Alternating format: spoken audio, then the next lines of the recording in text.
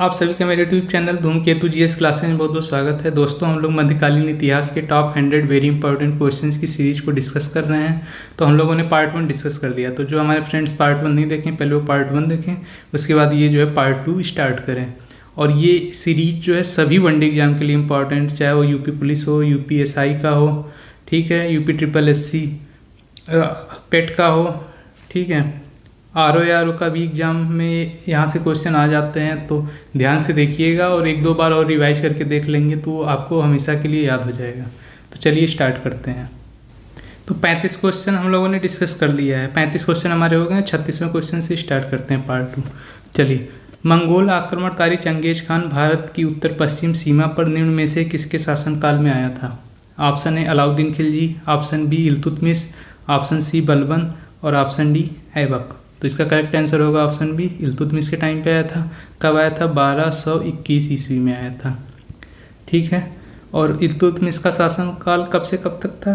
1211 से लेकर के 1236 ईस्वी तक, ठीक है। चलिए आगे चलते हैं। नेक्स्ट क्वेश्चन, निम्न में से कौन मध्यकालीन भारत की प्रथम महिला शासिका थी? Option A Razia Sultan, option B Chand Bibi, option C Durgavati और ऑप्शन डी नूरजहां। तो इसका आंसर आप सभी को पता होगा, ये है रजिया सुल्तान, ठीक है। इसने 1236 से लेकर के 1240 ईस्वी तक दिल्ली पर राज किया। बाद में 1240 में इसको षड्यंत्र से मार डाला गया।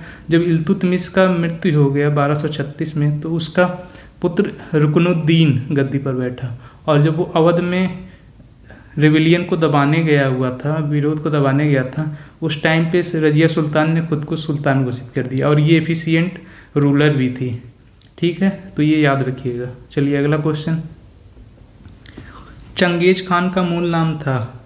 Option A Khasul Khan, option B Esugai, option C Ogdai और ऑप्शन डी तेमुचिन। तो इसका मूल नाम था तेमुचिन, ठीक है। अगले क्वेश्चन पर चलते हैं। निम्नलिखित सुल्तानों में से किसने गढ़मुक्तेश्वर की मस्जिद की दीवारों पर अपने शिलालेख में स्वयं को खलीफा का सहायक कहा है? खलीफा का सहायक कहा है, ठीक है। Option A Balban, option B Kaiqubad, option C Jalaluddin Khilji और ऑप्शन डी उपयुक्त में से कोई नहीं। तो इसका करेक्ट आंसर हो जाएगा ऑप्शन ए, बलबन ने किया था, ठीक है। साथ ही इसने जो है जिले इलाही का भी जो है टाइटल अडॉप्ट किया था। जिले इलाही का मतलब होता है ईश्वर का प्रतिबिंब। और इसका शासन कहाँ तक चला था? 1266 से 1286 ईस्वी तक, ठीक है। एक हम लोग अलग वीडियो डिस्कस कर लेंगे जिसमें सारे जितने भी सुल्तान हुए थे दिल्ली सल्तनत के, उसका टाइम लाइन पूरा जो है हम लोग एक सीक्वेंस में डिस्कस कर लेंगे, ठीक है। अभी यहाँ पे देखते जाइए ताकि आपको धीरे धीरे रिकॉल होता रहेगा। चलिए अगले क्वेश्चन पर चलते हैं। अपनी शक्ति को समेकित करने के बाद बलबन ने भव्य उपाधि धारण की, ठीक है। अभी मैंने बताया था कि जिले इलाही की जो है उपाधि जो है बलबन ने धारण की थी। तो इसका करेक्ट आंसर ऑप्शन सी हो जाएगा, ठीक है, जिले इलाही। टाइमलाइन आपको पता ही है, 1266 से 1286। साथ में इसने जो है नवरोज का जो है पर्व भी स्टार्ट किया। फारसी जो है त्यौहार था। और साथ में सिजदा और पैबोस का भी जो है रूल इसने स्टार्ट किया था। चलिए अगला क्वेश्चन, निम्नलिखित में से किसने भारत में प्रसिद्ध फारसी त्यौहार नवरोज का आरंभ करवाया? तो अभी मैंने बताया आपको, उसने किसने कराया था? बलबन ने कराया था, ठीक है। चलिए नेक्स्ट क्वेश्चन पर चलते हैं। दिल्ली के किस सुल्तान ने सिकंदर सानी की मनोपाधि धारण की थी? ठीक है। Option A Balban, option B Alauddin Khilji, option C Mohammad bin Tughlaq और ऑप्शन डी सिकंदर लोदी। तो इसका करेक्ट आंसर हो जाएगा ऑप्शन बी अलाउद्दीन खिलजी। खिलजी वंश की स्थापना किसने की थी? जलालुद्दीन खिलजी ने की थी। जलालुद्दीन खिलजी ने की थी। कब की थी? 1290 में की थी। और 1290 से 1296 तक इसने राज किया। उसके बाद जो है 1296 से 1316 तक ईस्वी तक अलाउद्दीन खिलजी ने राज किया, ठीक है। और इसने सिकंदर सानी की मनोपाधि धारण की थी। चलिए अगला सवाल, हजार दिनारी नाम से किसे जाना जाता था? Option A Balban, option B Malik Kafur, option C Sikandar Lodi और ऑप्शन डी कुतुबुद्दीन ऐबक। इसका करेक्ट आंसर हो जाएगा ऑप्शन बी मलिक कफूर। मलिक कफूर किसका गुलाम था? अलाउद्दीन खिलजी का।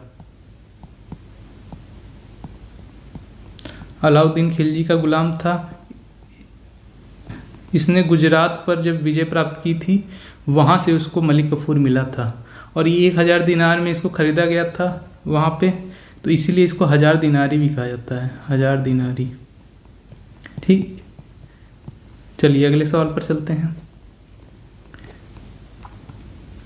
निम्न में से किस सुल्तान ने बाजार सुधार लागू किए थे? ठीक है, option A Jalaluddin Khilji, option B Alauddin Khilji, option C Muhammad Tughlaq और ऑप्शन डी बलबन। तो इसका करेक्ट आंसर होगा ऑप्शन बी अलाउद्दीन खिलजी। ठीक है, एक्चुअल में क्या था, अलाउद्दीन खिलजी ने परमानेंट आर्मी रखी। ठीक है, स्थायी सेना, परमानेंट आर्मी रखी। अब उसको ये कैश में पेमेंट करता था, सैलरी कैश पेमेंट में। तो क्या हुआ कि धीरे धीरे इसका खजाना खाली होने लगा, तो इसने क्या किया कि सैलरी कम कर दी, कम सैलरी, और बाजार में सामानों के दाम को कंट्रोल कर दिया, मतलब कम कर दिया। अगर इससे क्या हुआ कि सेना में जितने भी सैनिक हैं उनका कम पैसे में भी जो है अच्छा खासा लाइफ गुजारा होने लगा। तो इसलिए इसने जो है बाजार सुधार जो है लागू किए थे अलाउद्दीन खिलजी ने। इसका शासनकाल कब से कब तक था? 1296 से 1316। ठीक है, ईस्वी तक। अगला क्वेश्चन, सल्तनत काल में सार्वजनिक वितरण प्रणाली किसने प्रारंभ की थी? Option A Alauddin Khilji, option B Sikandar Lodi, option C Mohammad bin Tughlaq और ऑप्शन डी फिरोज शाह तुगलक। तो इसको जो है अलाउद्दीन खिलजी ने लागू किया था। इससे क्या हुआ, इसने प्राइस को जो है कंट्रोल में ले आया था। ठीक, वो सामानों के प्राइस को कंट्रोल करना चाहता था। अलाउद्दीन खिलजी का मेन उद्देश्य ये था ताकि जितना कम पैसा वो दे रहा है अपने सैनिकों को, उसमें उनका अच्छा खासा गुजारा हो सके और उनका परिवार का भी गुजारा हो सके। ठीक है, इसीलिए इसने इसको लागू किया था। चलिए अगले क्वेश्चन में चलते हैं। दिल्ली सल्तनत के किस शासक ने अपने आप को खलीफा घोषित कर दिया था? Option A Balban, option B Alauddin Khilji, option C Mubarak Khilji और ऑप्शन डी मोहम्मद बिन तुगलक। तो इसका करेक्ट आंसर होगा मुबारक खिलजी। ये कौन था? अलाउद्दीन खिलजी का इसका बेटा था। ठीक, इसने जो है 1316 के बाद गद्दी संभाला और 1316 से लेकर 1320 तक राज किया और इसने खुद को खलीफा घोषित कर दिया था मुबारक शाह खिलजी ने। चलिए अगले क्वेश्चन में चलते हैं।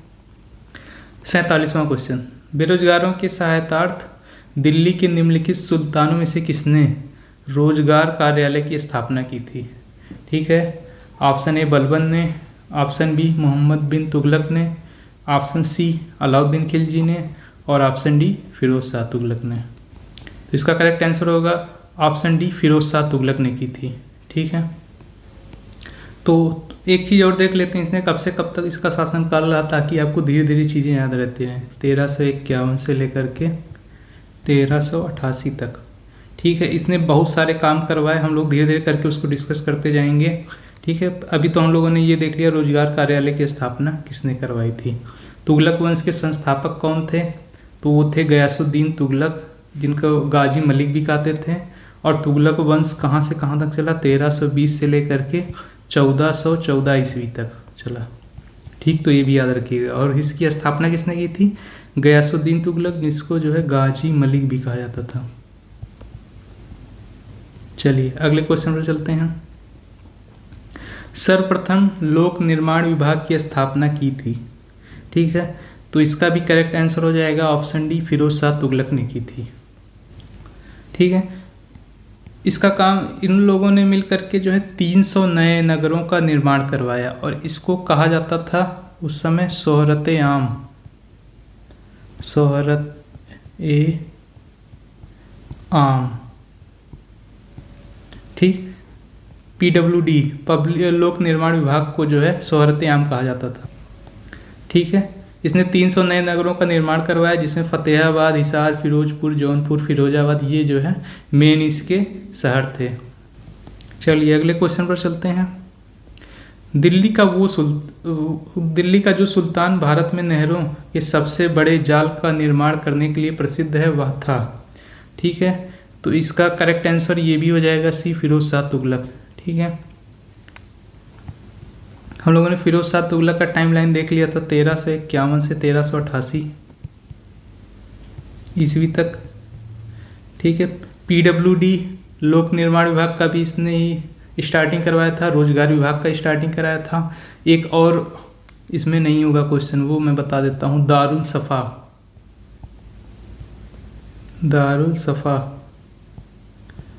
दारुल सफ़ा क्या होता था, यहाँ पे जो है खैराती अस्पताल इसको बोलते थे, फ्री में इलाज होता था। इसका भी निर्माण किसने करवाया, फिरोज शाह तुगलक ने करवाया। तो फिरोज शाह तुगलक से रिलेटेड बहुत सारी चीज़ें हम लोग डिस्कस कर लेंगे, मैक्सिमम चीज़ें। ठीक है, अगला क्वेश्चन, टोपरा तथा मेरठ से 2 अशोक स्तंभ लेख दिल्ली कौन लाया था। ठीक, option A Alauddin Khilji, option B Firoz Shah Tughlaq, option C Muhammad Ghori और ऑप्शन डी सिकंदर लोदी। ठीक है, तो इसका करेक्ट आंसर हो जाएगा ऑप्शन बी फिरोज शाह तुगलक। ठीक है, ये क्या हुआ, जब दिल्ली में पुराने भवनों का पुनर्निर्माण हो रहा था, मतलब उसको मेंटेनेंस हो रहा था, तो उसमें जो है उसने अशोका स्तंभ को मंगवा के लगवाया था। ठीक है, तो ये क्वेश्चन याद रखिएगा, कई बार पूछा जाता है। अगला क्वेश्चन, निम्नलिखित सल्तनत शासकों में से कौन अफगान मूल के थे। ठीक, option A Khilji, option B Tughlaq, option C Sayyid और ऑप्शन डी लोदी। तो इसका करेक्ट आंसर होगा लोदी वंश। ठीक, लोदी वंश कहाँ से कहाँ तक चला था, 1451 से लेकर के 1526 ईस्वी तक चला था। इसकी स्थापना किसने की थी, बहलोल लोदी ने की थी, बहलोल लोदी। ठीक, और अंतिम शासक आपको पता है ये इब्राहिम लोदी था, जो कि बाबर से युद्ध में मारा गया था। ठीक है, और मुगल वंश की स्थापना हुई थी। तो ये याद रखिएगा ये सारे फैक्ट। अगले क्वेश्चन पर चलते हैं, ये अफगान मूल वाला जरूर पूछ लिया जाता है, तो इसको याद रखिएगा, लोदी वंश का था। ठीक है, अगला क्वेश्चन, महाराणा सांगा ने इब्राहिम लोदी को किस युद्ध में परास्त किया था। ऑप्शन ए खतौली का युद्ध, ऑप्शन बी सारंगपुर का युद्ध, ऑप्शन सी सिवान का युद्ध और ऑप्शन डी खानुआ का युद्ध। तो इसका करेक्ट आंसर होगा खतौली का युद्ध। ठीक है, ये हुआ था 1518 में, 18 ईस्वी में। ठीक है, और इब्राहिम लोदी का शासनकाल कब से कब तक था, तो 1517 से लेकर के 1526 तक था। ठीक है, अब नेक्स्ट क्वेश्चन पर चलते हैं, और इसमें इब्राहिम लोदी जो है परास्त भी हुआ था, ये भी याद रखिएगा, और महाराणा सांगा विजयी हुए थे। चलिए अगले क्वेश्चन पर चलते हैं, निम्नलिखित में से किसने आगरा की स्थापना की थी। ऑप्शन ए बलबन ने, ऑप्शन बी बहलोल लोदी ने, ऑप्शन सी सिकंदर लोदी ने और ऑप्शन डी फिरोज तुगलक ने। तो इसका करेक्ट आंसर होगा ऑप्शन सी सिकंदर लोदी ने। तो सिकंदर लोदी ने कब आगरा नगर की स्थापना की थी, तो ये भी सन में बता दे रहा हूँ, सन नहीं पूछा जाता है। ठीक है, ज़्यादा ये पूछा जाता है किसने की थी, लेकिन या पढ़े रहिएगा, हो सकता है कभी कभी पूछ ले। ठीक है, और इसका शासनकाल कब से कब तक था सिकंदर लोदी का, तो ये था 1489 से लेकर के 1517 ईस्वी तक। ठीक है, फिर 17 से 26 तक कौन आता है, इब्राहिम लोदी लास्ट वाला जो रहता है, जो बाबर से युद्ध में मारा जाता है और मुगल वंश की स्थापना होती है। चलिए अगले क्वेश्चन में चलते हैं, तूतीय हिंद, हिंद का तोता किसे कहा जाता था। ठीक, ये काफ़ी इंपॉर्टेंट क्वेश्चन है। ऑप्शन ए अमीर खुसरो, ऑप्शन बी अबुल फजल, ऑप्शन सी अल बरूनी और ऑप्शन डी फैजी। तो इसका करेक्ट आंसर होगा ऑप्शन ए अमीर खुसरो। इसका लाइफ था 1253 से लेकर के 1325 तक ईस्वी तक। ठीक है, इतने टाइम तक ये जिंदा था, और इसने जो है बलबन, जलालुद्दीन खिलजी और अलाउद्दीन खिलजी के दरबार में इतिहासकार था, मतलब इतिहास लिखता था। साथ में संगीत का भी बहुत ज़्यादा शौकीन था। इसने तबला को प्रचलन में लाया, तबला और सितार। तो ये पूछा जाता है तबला और सितार की आविष्कार करता, या ऐसे कह सकते हैं कि प्रचलन में किसने लाया, तो तबला और सितार को अमीर खुसरो ने लाया। अमीर खुसरो को हिंद का तोता या तूतीय हिंद बोलते हैं, क्योंकि ये एक इतिहासकार था जिसने जो है बलबन, जलालुद्दीन खिलजी और अलाउद्दीन खिलजी के दरबार में इतिहास लिखा था इसने। ठीक है, अगले क्वेश्चन पर चलते हैं। अस्थाई सेना किसने प्रारंभ की?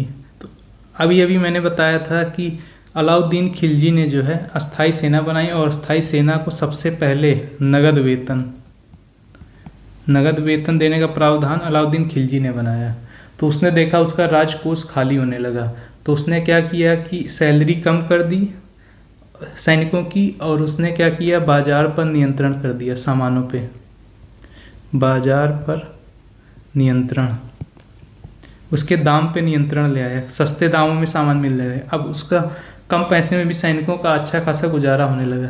ठीक है, तो ये सारी चीज़ें आपस में कनेक्टेड हैं। चलिए अगले क्वेश्चन पर चलते हैं। मोहम्मद बिन तुगलक ने अपनी राजधानी दिल्ली से कहाँ हस्तांतरित की? ठीक है, तो option A Warangal, option B Daulatabad, option C Hampi और ऑप्शन डी लाहौर। तो इसका करेक्ट आंसर होगा ऑप्शन बी दौलताबाद। इसने 1327 में दिल्ली से देवगिरी शिफ्ट किया था, राजधानी अपनी देवगिरी। क्यों शिफ्ट किया था? उसको लगता था कि अगर उसने अपनी राजधानी देवगिरी शिफ्ट कर ली, यहाँ से यहाँ ले आया, तो वो साउथ इंडिया पे जो है कंट्रोल कर लेगा। लेकिन जब वो देवगिरी आया, या दौलताबाद जिसका नाम इसने रख दिया, तो दौलताबाद आने के बाद लगा कि ये नॉर्थ इंडिया पे जो है कंट्रोल खो चुका है। तो इसको समझ में आ गया कि अगर यहाँ रहेंगे दौलताबाद में या देवगिरी में, तो दिल्ली हाथ से निकल जाएगा, और दिल्ली में रहेंगे तो साउथ जो है निकल जाएगा। तो इसने कहा चलो दिल्ली ही रहते हैं फाइनली, और 1327 में इसने जो है चेंज किया था राजधानी, और बाद में वापस आ गया था। इसीलिए इसको जो है पागल राजा भी कहा जाता है। चलिए अगले क्वेश्चन पर चलते हैं। तैमूर लंग ने 1398 ईस्वी में किसके शासनकाल में आक्रमण किया? ठीक, option A Nasiruddin Mahmud, option B Mubarak Khilji, option C Khizr Khan और ऑप्शन डी बहलोल लोदी। ठीक है, तो इसका करेक्ट आंसर होगा ऑप्शन ए नसरुद्दीन महमूद तुगलक। ठीक, ये तुगलक वंश का था, और तुगलक वंश का आखिरी राजा भी था। ठीक है, लास्ट रूलर। इसके बाद जो है आपकी सैयद डायनेस्टी की स्थापना होती है, और इसका शासनकाल कब से कब तक था? 1394 ईस्वी से 1412 ईस्वी तक।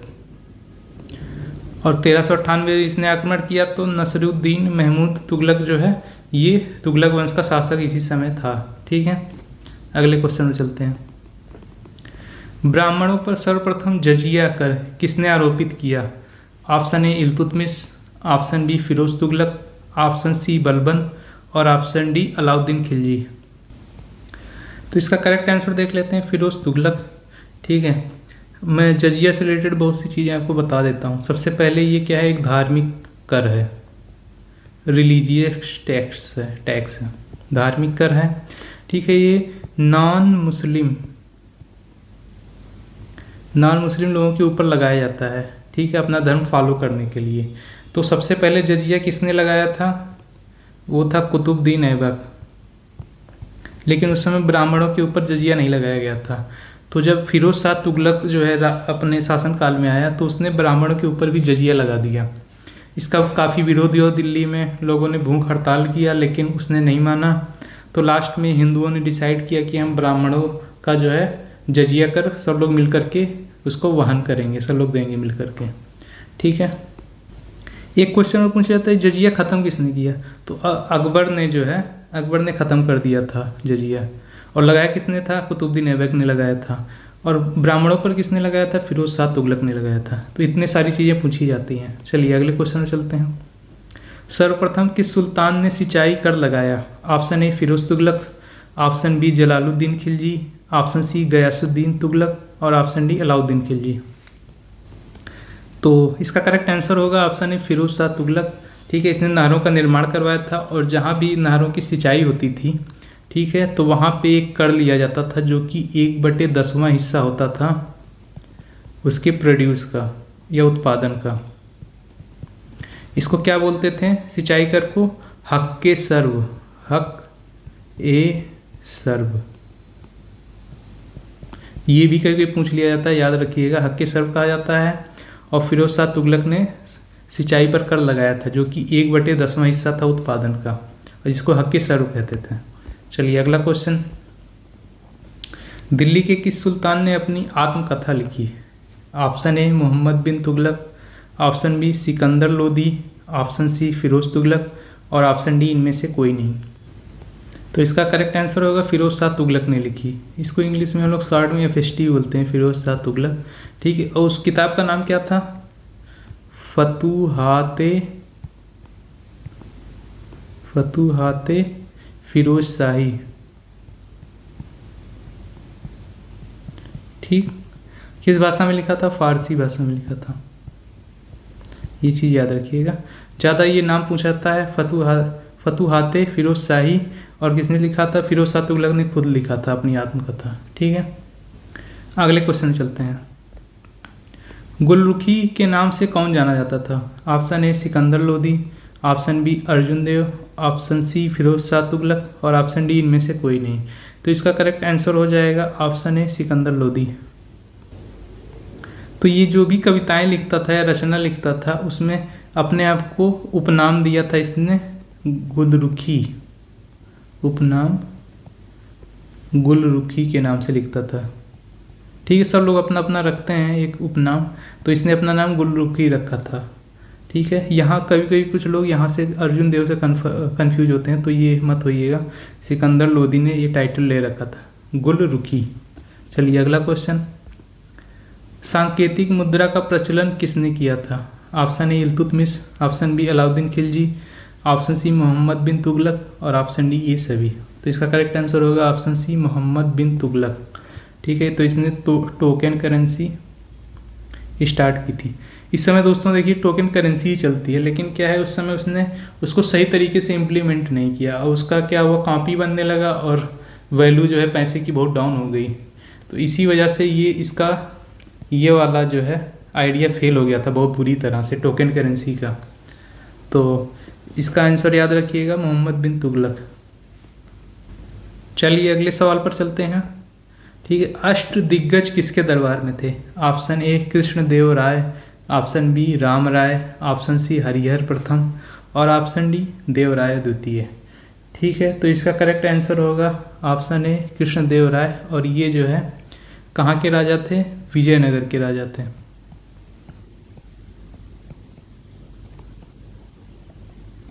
ठीक है, ये याद रखिएगा।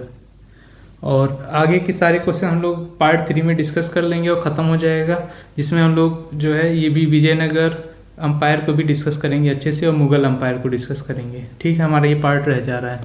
तो अगले को पार्ट में हम लोग मिलते हैं। वीडियो को अधिक से अधिक शेयर कर दीजिएगा दोस्तों के साथ, लाइक कर दीजिएगा, और चैनल को सब्सक्राइब जरूर कर लीजिएगा। Thank you friends.